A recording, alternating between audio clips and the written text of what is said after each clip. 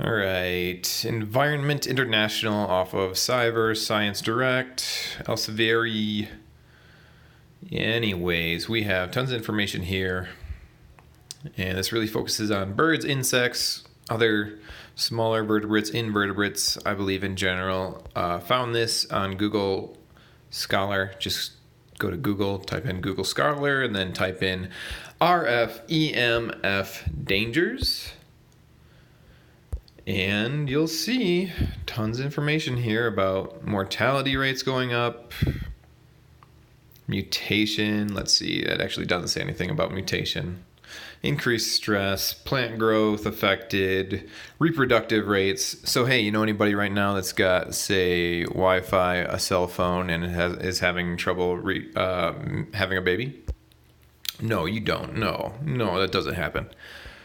Not to be insensitive, it's difficult because everybody talks like, time to get out of tinfoil hat because we're talking about, oh, your cell phone might be damaging your health, but that's got to be silly, right? Because why would it, right?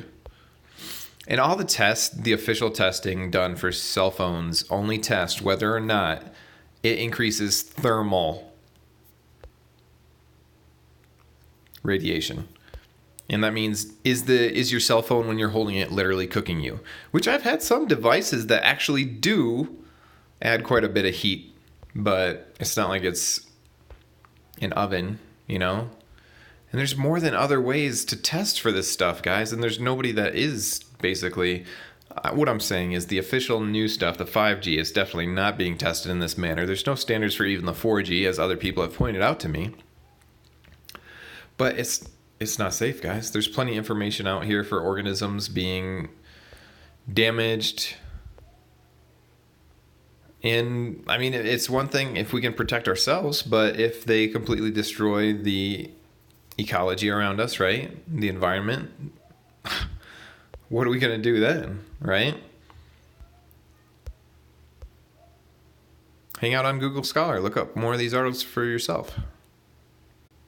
There it is. That's the top results. All I put in was the RF EMF dangers, radio frequencies, mobile transphones, transmissions, electromagnetic pollutions, other risks, Wi-Fi.